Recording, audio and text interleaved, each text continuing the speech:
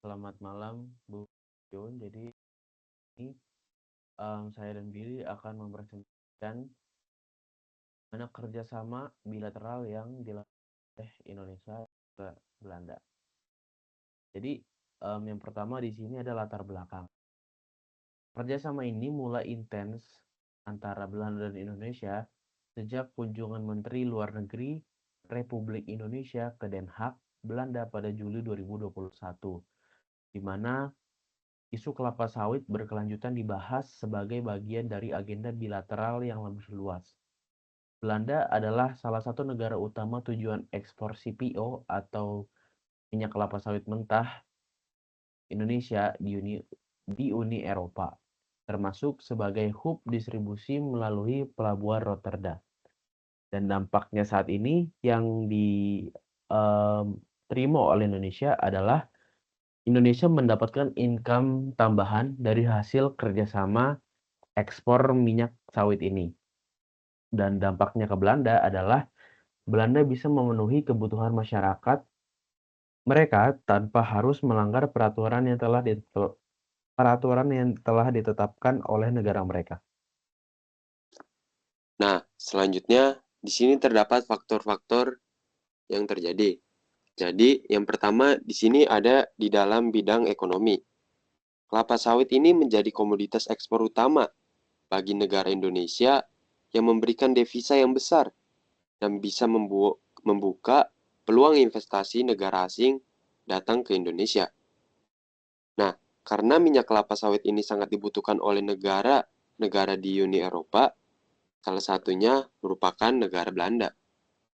Nah, mereka juga dilarang dalam membuka lahan kelapa sawit oleh pemerintah mereka karena kelapa sawit ini memiliki isu bahwa dapat merusak lingkungan hutan yang ada di sekitar. Lalu selanjutnya ada politik. Jadi sawit sering menjadi isu politik di negara-negara Uni Eropa termasuk Belanda terkait deforestasi atau penggundulan hutan.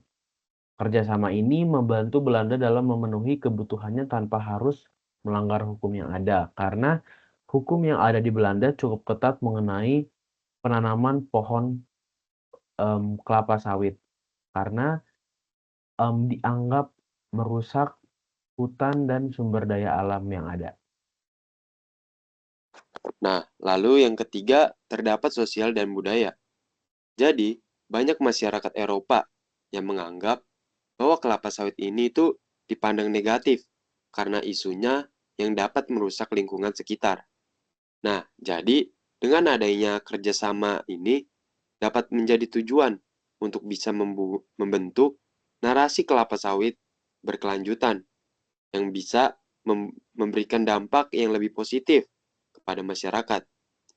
Nah, jadi kerjasama ini juga dapat mendukung inklusi sosial dengan membantu para petani kecil bisa memenuhi standar sertifikasi internasional.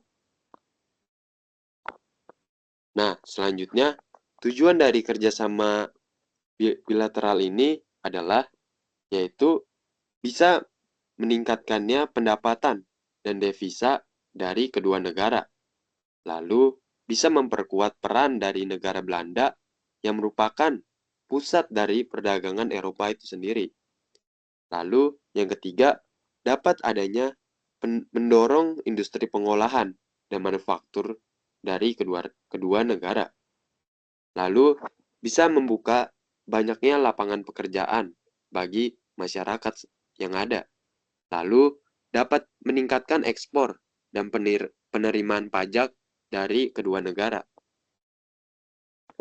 Nah, jadi kerjasama bilateral menurut kelompok kami itu kerjasama ini sudah tercapai dengan baik karena kedua negara bisa saling mendapatkan keuntungan dan apa yang negara tersebut butuhkan masing-masing, sehingga tidak adanya yang mendapatkan kerugian.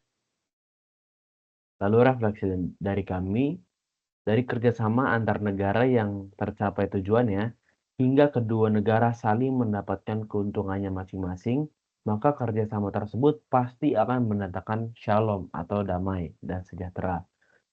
Peran kita sebagai murid Kristus dalam meresponi kerjasama ini adalah dengan memahami dan mempelajari cara kerjasama antar negara yang baik dan saling menguntungkan, agar di kemudian hari kita dapat membantu negara dalam menjalin kerjasama antar negara supaya tetap menghasilkan kerjasama yang baik dengan negara lain.